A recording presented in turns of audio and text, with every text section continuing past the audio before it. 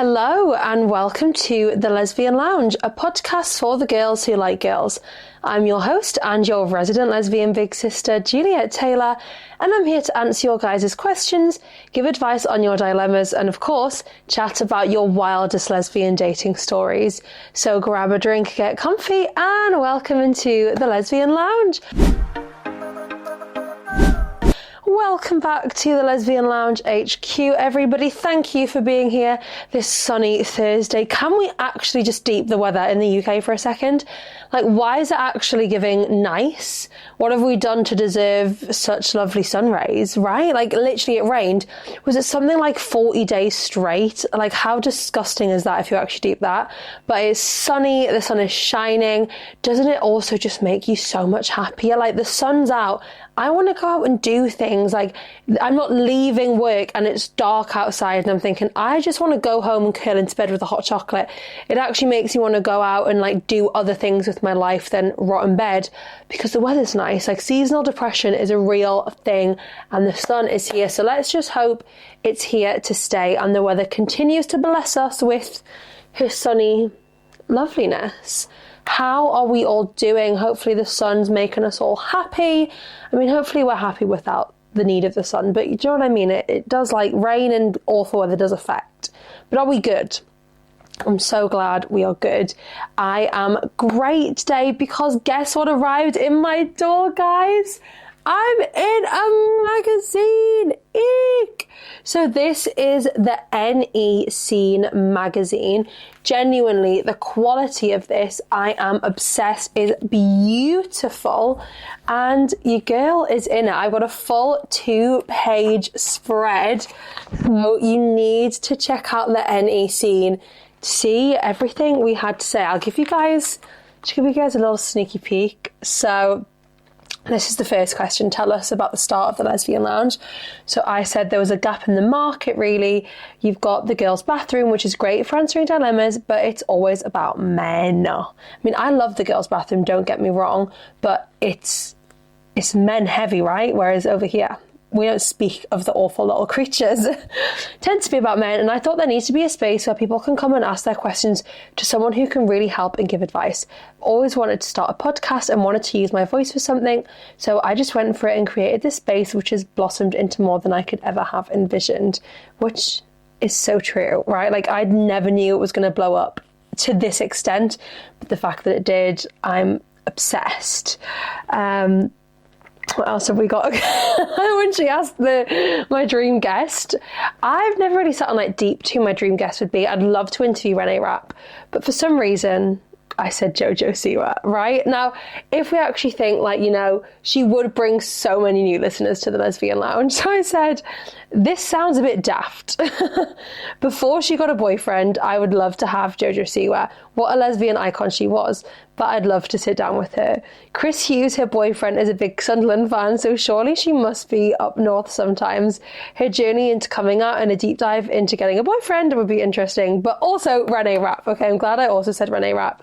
I did this interview a while ago now, so, you know, I'm reading it back being like, oh wow, this is really exciting. Where else are we? Let's find a good one. Do you have any pre-recording rituals? Radiators. My trusty radiators, because it's bloody freezing in my studio. That is so true. If people could only listen to one episode, what should it be? I feel like one of our spicier episodes we did would be a must, the Lesbian Sex Hotline. We never hold back on the podcast, but in this episode, every single dilemma and questions were dedicated to all things lesbian sex. So if you want to throw yourself in at the deep end, that's a great episode to listen to. There are so many more questions and answers in here, guys, so definitely check us out in the NE Scene magazine. I'm obsessed. I actually haven't sat down and read the rest of it yet, but I feel like, oh my God, they've got a competition on. There's going to be so many other really cool things in here, all like Newcastle-based businesses. Oh my God, this is so cool. I can't wait to sit and read this. Like, there's so many really cool people in here. So what an honor to feature in the first ever copy of this magazine alongside some absolute powerhouses. So definitely pick up a copy of the NAC, and I think you can get a digital copy or a physical copy. But I love to sit and like actually read things. And I think I'm gonna have to put that up somewhere in the studio, maybe like frame our interview, because that is so cool. You know what I've been saying a lot recently, and I'm not proud of it? Slay. It kind of started as a joke with some of the kids I teach. I'm like, slay queens. But now it's kind of just becoming vocabulary, and I keep telling Lucy she slays. I'm like, you slay queen. So I nearly just said slay about me being in the magazine there, but I feel like I'm going to try not to bring that into the podcast space, because I just feel like slay, I don't know if it's who I am. I don't know if I'm trying to be somebody that I'm not by saying slay. Anyway, thank you. I don't know what I was going to say then. Did you hear me stutter? Thank you for the huge, huge, huge love and support on the episode with Meg from I Kissed a Girl. The amount of new listeners and followers is insane. So if you've come from that episode, hello, thank you for joining. But yeah, you guys absolutely went crazy for it. Like the drama, the tea that was spilled. If you haven't listened, you really, really need to go and listen. Like, Meg did not hold back, telling us who she was originally meant to be coupled up with, telling us about people hooking up after the show. She literally went all in. So that is going to be a must listen to episode. I've got another episode with 2 really cool guests coming out.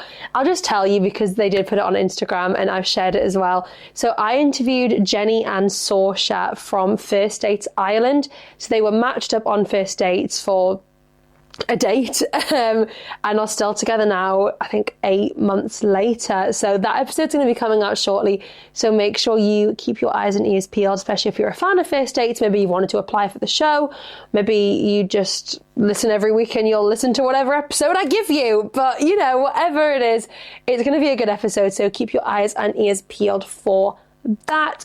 I did an exciting interview this morning actually for one of my listeners' dissertations. She reached out and it's all about lesbians in society, and I can't remember exactly what it was, but basically it was really fun just to answer loads of questions and chat about the podcast and the community, because what I said, one of the main points I made in this interview was that community is so important. Like your community as well, it doesn't have to be this big group of like 65 people. It might be a community of 2, like you and your girlfriend, you and your mum, but however small or however big the community is, like the impacts community can have in coming out and feeling comfortable in your sexuality is second to none. And that's why I'm so proud to have created this gorgeous community space with you all. And talking about community, I have some events in the pipeline. I know it's been a little while since I organised any events, but the time has come. We're going to be back at NQ64 picnics. We're thinking of starting like a little lesbian sports night, because basically, selfishly, I want to watch my girlfriend run around kicking a football. So I was thinking we could start like a little lesbian football league potentially, create some little teams. I think that could be really cool. Try other sports, try other things. I just want to start seeing you guys in person again and doing fun things now that the sun is out and we have more hours in the day. I know it doesn't work like that, but in my brain it does work like that. So yeah, we're going to start doing some events and things like that again. So if anyone has any suggestions or any sort of, you know, companies out there that want to host us lovely little lesbians, do let me know, as we'd love to, you know, come and try all the new things. Well, I know I would, and I'm sure that you guys would love to do that as well. Did I have another update for you guys? I feel like I did, and it's like slipped my mind completely. It was something to do with events and exciting things. I can't remember. Oh, I remember. We went to Rush. It was Rush Girls Who Like Girls, hosted by our gorgeous Natalie. Had such a lovely day there, even though story time. And I'm sure this girl listens to the podcast as well. So hey, you know I'm talking about you. This girl that Lucy slept with like twice was there, and she would not stop staring. I mean, I can't blame her because Lucy's fit as fuck, but I was just like, you can't have her. She doesn't want you. She chose me. It was just really funny. But no, it was a really, really nice day. Meg was performing there. There were some other performances, and I know they're doing another one. I know Lesbian has got some events coming up. So the Northeast lesbian scene is really building, it's blossoming. There's so many of us. And how lucky are we that we get to, be able to go to all of these events and completely just embrace our full selves. We're so lucky. Anyway, I'm rambling, so without further ado, let's jump straight on into this week's episode. So this week's question of the week is, have you ever fallen for a friend before? If so, how did it go? I don't think I've ever fell for a friend. There was definitely a friend when I was in college. We had like a really strange relationship. Like when I look back, we did things that friends don't do. We hit points that friends don't get to. So I do look back and I sort of question that relationship and what it was. But I wouldn't say it was a case of like catching feelings for each other. It was a strange, toxic at times relationship. But I want like the real stories, like the real I've fallen in love with my best friend help. So if I can remember my phone password, because apparently I can't, there we go, I can get us some answers. So yes, I fell for my best friend. We used to experiment as teenagers. I'm pretty sure I'm still in love with her and I've never told her. I feel like that's how a lot of people got away with like being a lesbian, by being like, oh, we're just experimenting, like we're just practicing kissing each other for the boys, like we're just practicing, it's just an experiment, when in reality like you just want to be kissing that person. Yes, she's still my best friend. She never knew and I've gotten over it now. You know what though, I feel like you can never fully get over something like that. Like I bet there's still always this like one piece of you that's like, oh, I wish I could just be with you. I don't know if I could be friends with somebody if like I had such big feelings for them. Like I don't know if I could hide that forever. Yeah, but I just tried to find my next crush and eventually got over her. We're still friends years later and unaffected. Okay, so you were able to move on. You were able to, know that you had a crush on her, but you moved on, found somebody else, and now you're still friends. Yes, badly. Never. I know where they've been. But I mean, fair enough. You're like, there is no way I'm going anywhere near you because I know that you've been all over Tom and Sally and Sasha. You know what? Fair. Yes, falling for my best friend when I was 17 was how I realised I was gay. I had to force myself to get over her after years of being obsessed. We're still friends now and honestly can't believe I ever felt that way about her. I really repressed that shit deep. Okay, so you look back now and you're thinking like, I don't know why I fancied you, like, respectfully, we're just friends, like, what the fuck was I thinking? But at least you can look back and, have that mindset on it. Fair enough. Yeah, we still talk eventually. So, okay, so you didn't talk for a while, but we can't hang out anymore as everything tends to end naughty or dirty. Oh! So, like, you're still friends, but, if you do get together one-on-one, you're going to end up kissing or fucking in your car or something dirty's going down. I'm obsessed! Yes, twice. I had some little feelings about her because we'd always joke about scissoring and that kind of thing. It turns out she's woman-loving woman too, but I ended up losing feelings pretty quick. Okay, fair, so it just didn't work out.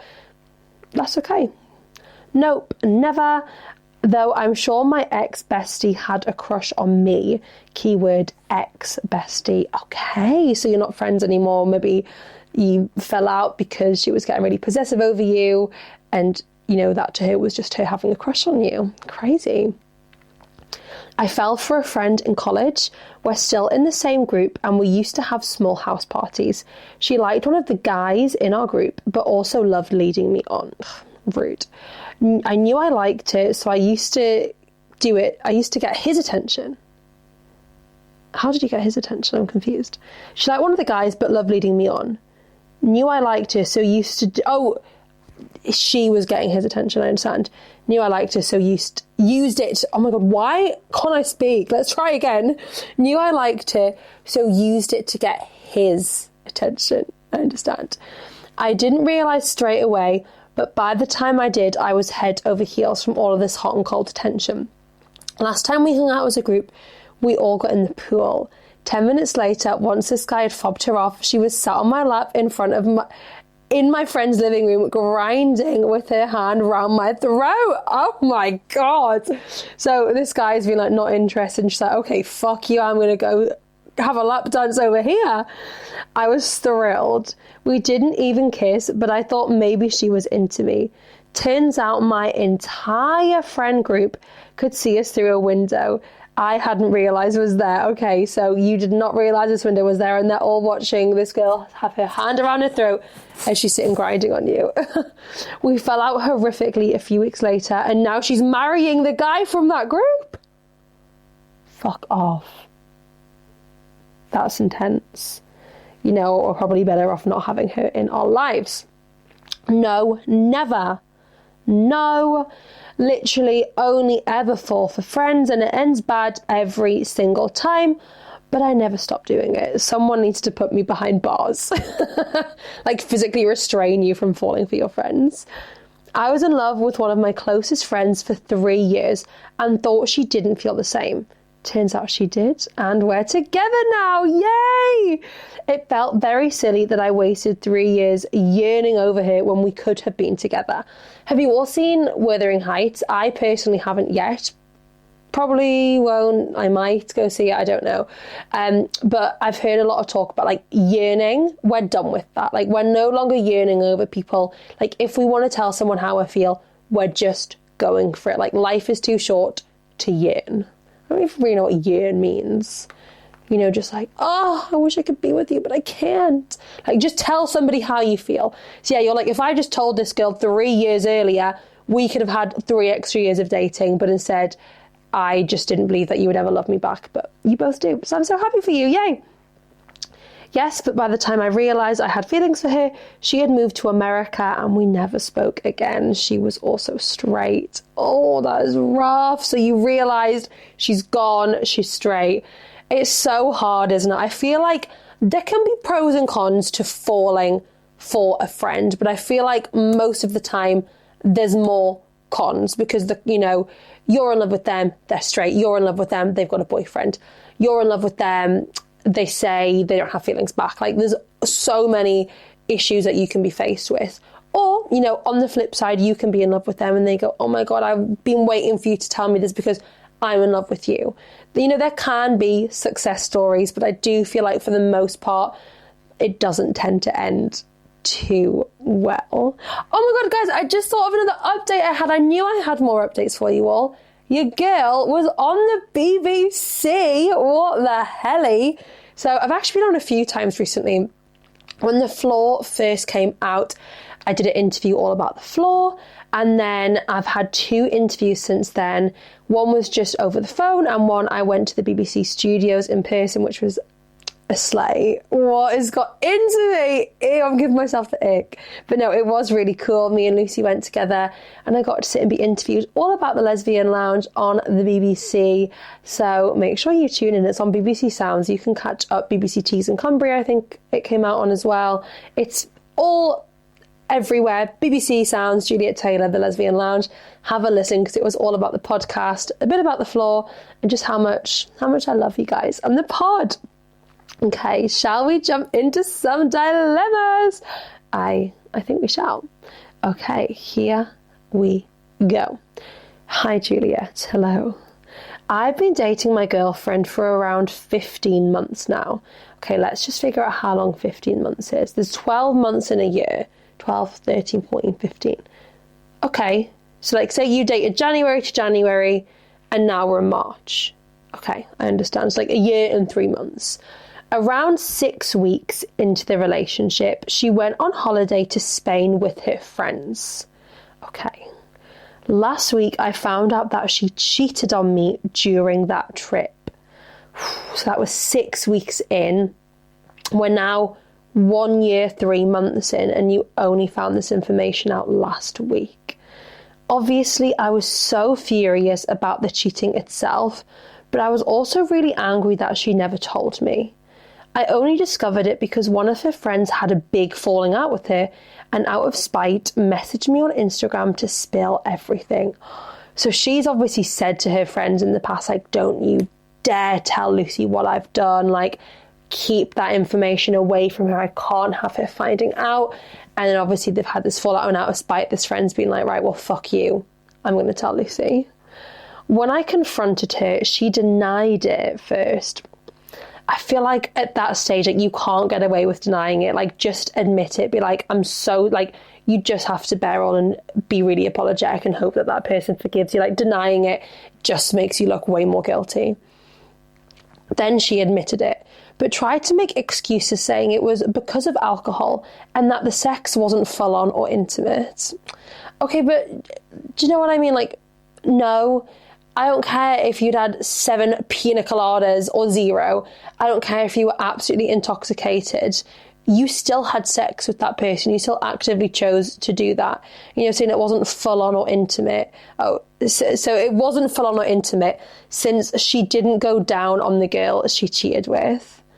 Okay, but Lucy could come to me and say that she kissed another girl and I'd be pissed. Like, do you know what I mean? She could, I don't care if you kissed, if you went down on them, if you strapped them up the arse. Do you know what I mean? However, whatever level of sex the scale was on, did that make sense? Whatever scale the sex was on, I don't give a fuck. It's still cheating. It's still being disloyal. So just admit it. Don't try and be like, well, it wasn't full on. Like, I didn't go down on her. Like, I don't give a fuck. Like, you still actively went out and got with somebody else. I told her I needed some time and space to think about whether we should keep dating. Since the cheating happened so early on, do you think I should forgive her and give the relationship another chance?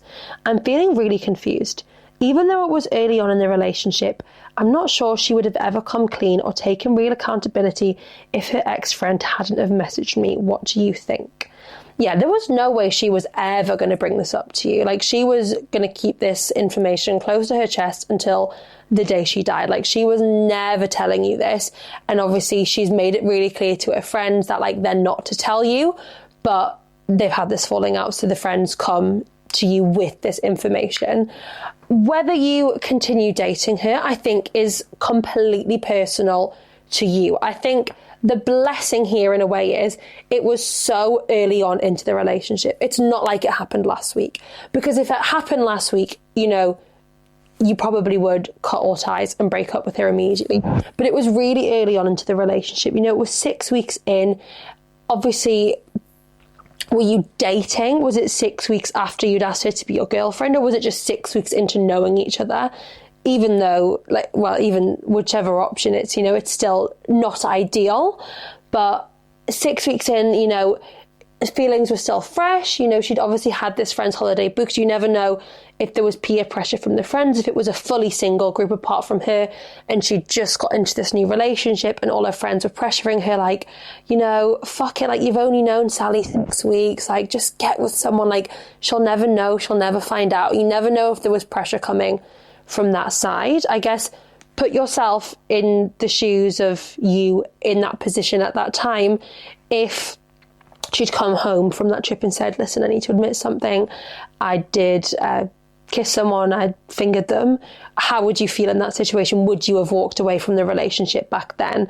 Obviously, it's so much harder now because you've developed feelings, you've built a life together, you're, you know, on this journey of love and life together. You're 1 year and 3 months in. You know, that is a long time to have been fully committed to someone. If there has been no cheating since then, I personally think this is something you can work through. Yes, I get it's annoying that she wasn't going to bring you this information, but very potentially she was embarrassed. She thought, I can't believe I've done that, you know, and because it was so early on, there would be no point in her 1 year in going, by the way, you know, I did sleep with someone on that trip. Like, she was just hoping this information would never reach you, but it has. So yeah, I think because it was so early on, it was probably just a mistake. She was probably embarrassed and just was hoping she would never have to tell you because she didn't want to have to, you know, admit what she's done. So provided that she has been completely loyal to you ever since then, I don't think it's going to, you know, continue to cause issues. I think, you know, you're just going to have to say to her, listen, in the future, I need you to be completely 100% honest with me. You know, I might not be as as trustworthy with you now as I have been in the past. Like, if you're telling me you're going on a night out, especially with this group of friends, obviously she's not friends with this one friend anymore, but, you know, if you're going out on a night out with this group of friends, like, I'm probably going to be cautious, and I'm probably going to be, you know, wanting your location and seeing pictures of who you're out with, because I don't know if I 100% trust you in that situation. But I think you can definitely work to rebuild the trust. I do think, you know, people deserve second chances, and you just have to hope that she really learned from her mistakes and she's not going to do it again. But I think if a second incident happened, that would have to be it, because clearly that would just be who she is as a person. But I do think if there's been no instances since then I think this is something you guys can move on from. But obviously it depends how you feel. Like, if you can never get it out the back of your mind, and every time she's working late because she's a singer or every time she's out with her friends, anytime she's doing something where you're not present to sort of oversee what's going on, if that's going to be in the back of your mind and you're going to just be like getting stressed, you have to think, is it worth it? Is it worth me going through all this stress? But I really hope that you guys can work things out, because it does seem like you have a really lovely relationship and you do really love each other. And hopefully it was just a mistake she made early on and she's really embarrassed of it, and she'll, you know, hopefully want to work to rebuild your trust. I just thought of another update, guys. I got fingered by another woman yesterday. Not the clickbait. Lucy is basically felt a little something inside of me, and she was like, please just go and get it checked at the doctor's. And if you guys know me, you know I'm the last person to go to the doctor's for anything. There's something else I've been putting off going to the doctor's for years, and I just won't, because I'm like, whatever. But I ended up booking the appointment and going, and the lady was like, can you explain it? And I was like, personally, like, I don't really know what it is. My girlfriend just said she's felt something. Like, how embarrassing, basically saying like, so basically my girlfriend was fucking me and felt something. Like, there's no other reason why someone's fingers are inside your vagina, right? Unless you're getting your vagina checked at the doctor's. So yeah, I'd gone and she was like, okay, I'll have to have like a little examination on the outside first. And she's like, you know, poking around. And then she's like, I'll have to do an internal examination. Like, do you want a chaperone in the room? Like, I was like, no, honestly, like, you're fine. Like, it was a girl doctor. Like, I'm a very like, whatever, I'll spread my legs type of person. So yeah, she had a little internal examination. Nothing there. She said she thinks it's just like a little skin tag and it's just part of my anatomy. Nothing to be concerned about, but it is a bit of peace of mind knowing that there's nothing wrong with me. But yeah, I rang Lucy and was like, I just got fingered by another woman. But no, it was consensual fingering, and it was, you know, making sure there was nothing going on up there. But this is your sign that, you know, if you've been worried about anything, if you're, you know, something feels off, your girlfriend has felt something that feels off, just go and get it checked out, because it is nice to have the peace of mind that everything's fine. And obviously I'm 24, but I'm 25 in September 27th, if you want to buy me a present. I'm kidding. But I'll be getting a smear, obviously, because I'll be 25, which is the age to get a smear. And apparently they like put like metal things, how do you like open up your vagina and scrape around in there and check. So that's going to be comfortable, isn't it? But yeah, it was really funny, essentially, just like saying to the doctor, so basically my girlfriend was fingering me and I found something. But, you know, she was a very lesbian supportive doctor. There was none of this like, oh, you want any contraception? No. Well, could you be pregnant?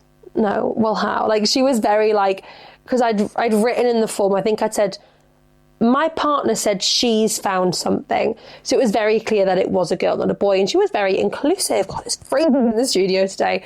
Yeah, she was very inclusive, which was nice. I didn't have to do the awkward, like, because where was I the other week? The building society. I was closing my help to buy ISA so we can finally move forward with the house, which we still are. We are further forward. We have had our proof of funds approved, but the people we're buying off are waiting for a signature of the people they're buying off, and they're struggling to get it. So we're now just in this like awful waiting process of waiting for this signature. What was the point of me saying that? The house? What the hell? What is actually wrong with me? Why can I not keep a train of thought? What are we talking about? My vagina fingering. And then the house? I'm so confused. Is someone playing music? Someone's playing AC/DC in the studio next to mine. I cannot keep on one train of thought today. I don't know what is wrong with me. I genuinely can't remember why I was telling you about the house. But yeah, anyway, update-wise, like, we are literally no further forwards. We were like, would they move into a rented accommodation? No. So it's all good. We'll just have to keep waiting. And I can genuinely not remember the purpose of what I was telling you. So just forget that I was ever talking about something else. And let's carry on with some dilemmas. Highway to hell. Do you think they can hear me talking? And they're like, for fuck's sake, that lesbian's back. Let's drown her out with some AC/DC.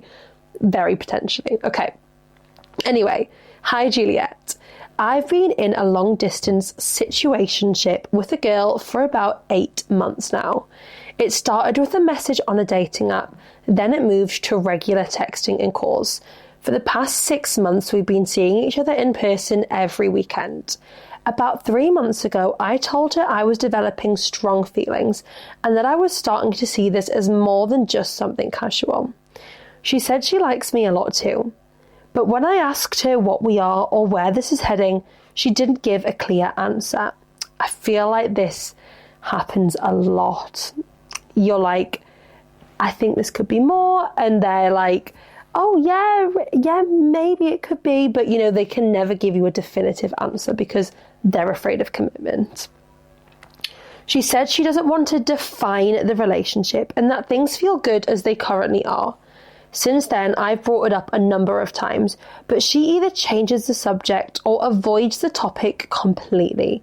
There's been no conversation about exclusivity or making things official. Last week, the uncertainty started weighing on me more heavily, so I suggested that maybe we slow things down a bit, just to protect myself emotionally, until we're clearer on what this actually is. She didn't take it well. Okay. She said she doesn't want to lose what we have and sounded genuinely upset, like she thought I was pulling away completely. I tried to explain it's because I care, not because I want less contact, but we didn't really settle it. I like her a lot, but I'm not sure how much longer I can keep going with everything feeling so open-ended and undefined.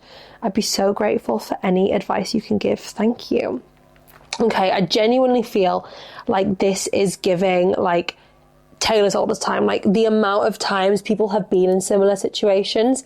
And like, I know from both of my not both of my ex, my current partner and my ex-partner, Lucy's very much not my ex, but my current partner and my ex had both been in situations where they'd been in, you know, a situationship type situation, friends with benefits, sleeping with somebody but without labels, and somebody had caught feelings for them. They'd sort of come to them and said, I've caught feelings for you. And it was very much a case of, okay, I'm shutting this down. No, because they weren't in a position to want somebody to have feelings for them. So it's like, if that's what this person wants, if she doesn't want somebody to commit to, then why not have just shut it down instantly? So clearly she has developed some feelings towards you because she hasn't completely gone, okay, like, she's not shut it down, right?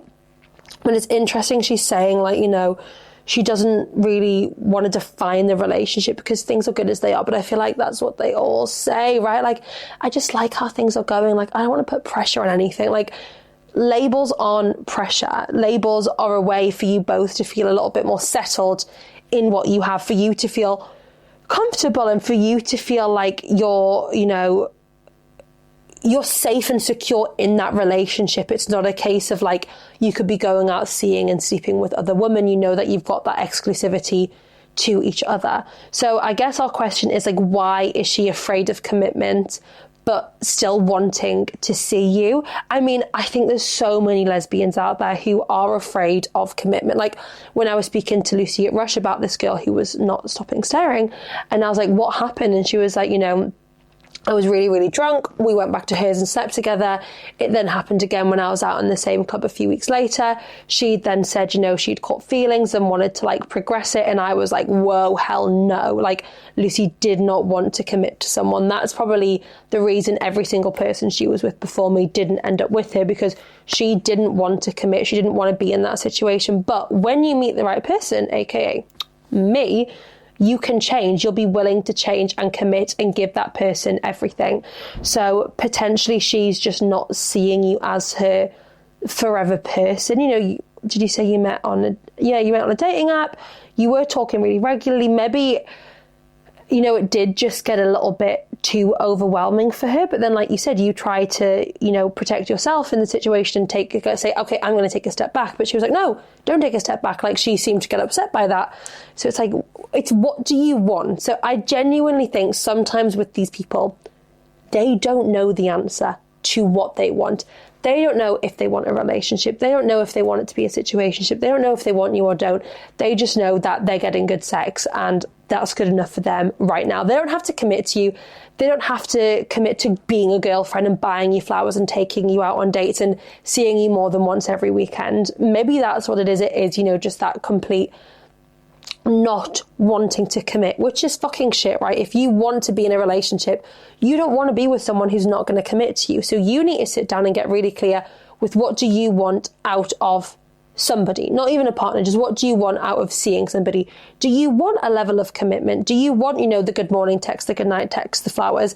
And if so, if the answer is yes, then you want to find somebody who's ready to commit to a relationship, not somebody who's going to run away when, like, the word relationship is even, like, waved around slightly, because that seems like what this person's doing, even though she's doing, no, don't pull away. Like, you know, like, you're not making sense. You're saying, I don't want to define things. I like how things are right now. And then you say, okay, well, I'm going to pull away a bit to protect my own feelings. She's then not thinking about your feelings in this situation by by getting upset when you say that you're going to pull away. So it's very confusing. She's giving you, like, complete mixed signals, which is not fair on you in the slightest. So I think you need to sit down and get really clear with what you want. And if you're happy probably being strung along by this girl for a lot longer, because what she's done by, you know, saying, no, like, don't pull away, guys, I'm gonna have to fully submerge myself in this blanket. It's bloody freezing, even though it's like 13 degrees outside. Maybe I should have just filmed outside. Yeah, what she's doing by saying, like, no, don't pull away, is keeping you around for longer, right? She's not giving you the option to pull away, but she's also not letting you progress this relationship further. So she is completely in control, and she probably knows that. She probably knows, like, I have this girl wrapped around my finger. Whatever I say, she's going to do. If I say I want more commitment, she's going to give it to me. If I say she needs to pull back because I'm getting overwhelmed, she'll pull back. But if I tell her she can't pull back, she'll not pull back. She knows she has you exactly where she wants you, and she's almost abusing that power and just getting away with having you exactly where she wants you, not having to commit to being a full-on girlfriend. But if you're thinking, no, I want somebody that I can commit myself to and who's going to commit themselves to me, then I really don't think that this person is for you. But if you're happy just, you know, sort of continuing, having a bit of fun, no pressure, no labels, no commitment, then maybe it's something that you can keep going. But at the end of the day, you have to protect your peace, put your mental health first, put yourself first, and think, do I want to be in this situation? Do I want to be getting strung along? Because, you know, I couldn't be that person sleeping with somebody and not being able to catch feelings for them because, oh, this is just a situation, this is friends with benefits. Like, I would be the person who would fall in love with my friends with benefits, with my situationship, because I think sex and, you know, getting to know someone is such an intimate thing, right? Like, it's almost impossible, I think, to not catch feelings for that person and not want a little cuddle in bed after, right? Like, who doesn't want to finish sex and have a little post-sex cuddle? Or like me and Lucy all the time, it's the post-sex coma where you just absolutely pass out, or you go scroll on TikTok and, like, laugh at videos together after. Like, that for me is a whole part of, like, the, you know, the sort of aftercare process. And, you know, if it is a situationship type thing, like, is it literally sex and then you're like, okay, pull your knickers back on, put your tracksuit bottoms on, right, see you next week. Like, you really have to know what you want from the situation. And if it, you know, isn't wanting, this music is so loud, like, do they actually hate me that much? And if you are wanting someone to fully commit to you, then I think we step away from this person, we protect our peace, and we move on and find somebody that's going to give us that full 100% commitment. And chances are this person's probably going to just go and do the exact same thing to somebody else. But I love you, and I hope that you end up finding out, like, what works for you, because everyone's different. Some people work better in a relationship, some people work better not in a relationship. Everybody is different, but there is somebody out there for everybody, and I truly, truly, truly believe that. Well, thank you all so much for listening to this week's episode. If you want to follow the podcast, you can on Instagram and TikTok at thelesbianlounge.podcast. Make sure you leave us a review. Make sure you follow us on Apple or Spotify and subscribe to us on YouTube so that there's a new podcast coming up on your feed every single week. Every Thursday we come out with new episodes. They are genuinely making this music louder. Do you mind? Rude. What was I saying? I can't stay on track. You can send us your dilemmas to the description in our bio. Well, there'll be a link in the description of the episode, and you can click on that, go to our Google form. Everything is anonymous. You can answer our Survey Monkey. You can join our WhatsApp chat to find out about events upcoming. You can join our Instagram broadcast channel. There are so many cool things you can do. But most importantly, make sure you're subscribed to and following the podcast so you never miss an episode. Love you all so much, and I'll speak to you next Thursday for a brand new episode. Bye!